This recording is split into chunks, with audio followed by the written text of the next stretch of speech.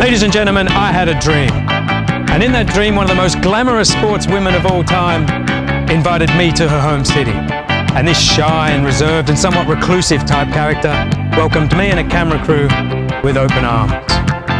Well, my dear brothers and sisters, dreams can come true. All you've got to do is hold on and believe.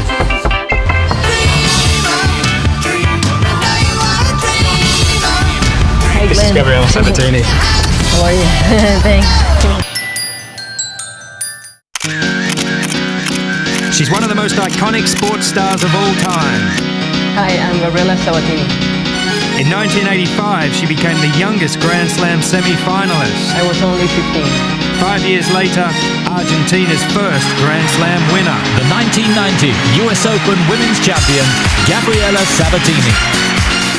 There were dolls and a successful perfume range created in her honour. She seemed to have it all. But at just 26 years of age, Gabriela Sabatini retired, citing burnout, and chose life away from the spotlight. Today, for the first time in 10 years, we bring you Miss Gabriela Sabatini. So it's been 10 years now since you've retired. Yes. So what happened to Gabriela Sabatini after tennis? Well, it's amazing. I don't feel that it has been 10 years. I've been doing a lot of different things. I've been enjoying myself very much. I've been traveling, getting to know places. I've been trying different things. Obviously, I keep working with my perfumes. So I keep doing things with the perfume, and I travel to promote that. And then I invest in different things. I love real estate, and I'm doing some things with that too.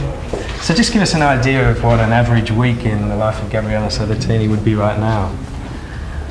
Well, I like to exercise 3-4 times a week, so I do that in the morning. And then I go to the office. I have an office, and there's always things to do and things to decide. And I have 2-3 more friends that are working with me in the office. And so, yeah, I mean, we discuss the different things and what we're gonna do. And that's about it. And then in the evening, maybe I go out with friends or go to the movies sometimes. That's what I do. Can you tell us what difference tennis made to your life? I was very shy, and it was very hard for me to talk, to make relationships. And tennis, in a way, helped me to become a little more outgoing, to talk more, to relate to people. So in that way, it helped me very much. And then the things that you need to confront every time there is something new that you always have to overcome.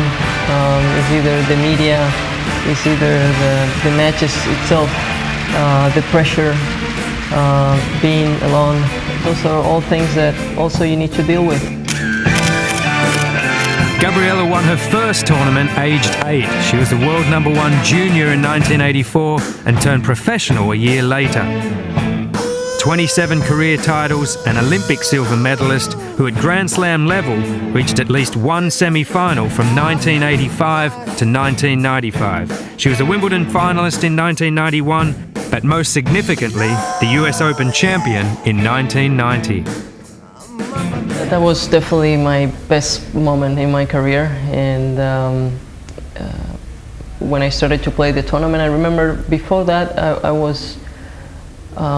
I wasn't playing bad tennis, but I wasn't having good results.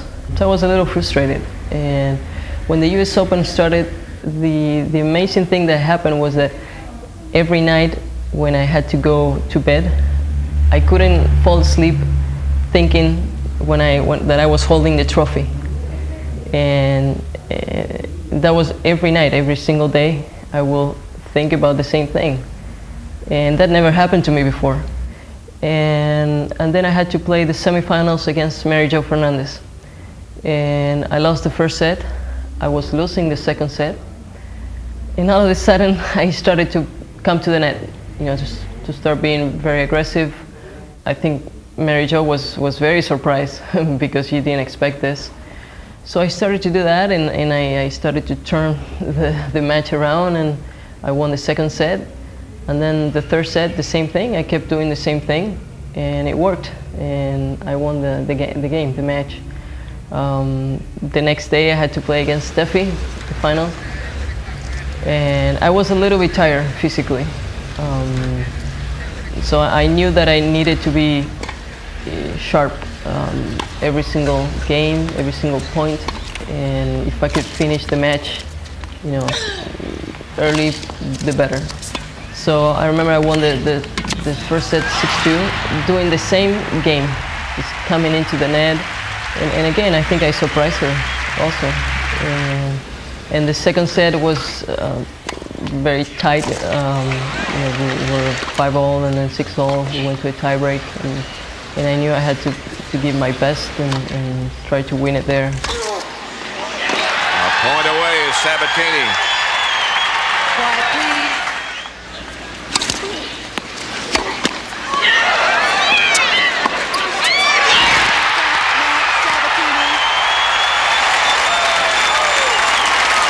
It was perfect. It was like the best moment. The last point was just touching the sky here. It was perfect. It's a moment when I won.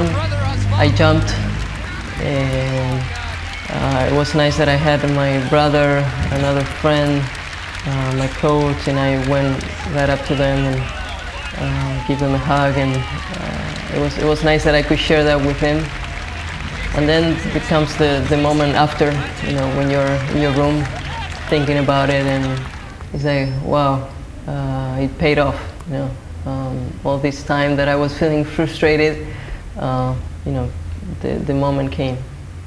A year later, and you're again in a Grand Slam final, and against Steffi Graf, this time at Wimbledon. Well, that Wimbledon was also very special because when I started to play the tournament, I was very tense, very nervous. I wasn't doing my game, and I almost lost the first game.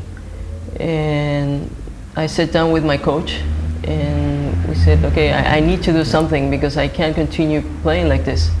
So he said, okay, you need to start doing your game, start hitting the ball, coming into the net, and just do your game. Don't worry about anything else. Don't worry about your feelings. Just play. And I changed my mind completely. The next day I went out to play, and my game was different. I was like cold on the court. That's what I needed, to be cold, and not to put my feelings into it. And that's how I played every match, and I played great tennis, and so I felt proud that I was able to change that, that tension that I was feeling, that pressure. So I had a different feeling than what people saw. People saw that I was just 2 points away from winning the tournament. Of course, I know that, and it would have been great, if I could have won the tournament, Wimbledon. But I felt that I did a very good tournament, and I had Steffi in front of me, and until the last point, the match is not over. 2 years later, at Roland Garros, it's quite a horror story for you, up against Mary Jo Fernandez in the quarterfinals. Everything is going so well, and then all of a sudden, so bad. Yeah, that Roland Garros, I was playing great. Everything was just great. My level of tennis was at the top. Playing against Mary Jo, I was winning 6-1, 5-1. I had much points. And it was interesting, the feeling I had. I felt like I couldn't win the match. I couldn't finish it. And it was very frustrating feeling. I tried different things because I had different match points, but I couldn't finish the match. And then she started to turn around the match, and I lost the second. The third was very close, so she ended up winning. That match it didn't leave a good feeling. It lasted for, I would say, a few weeks until I got it over. I was just sad and frustrated, and how come, you know, I was so close, and why I had those feelings, you know. It was hard for me to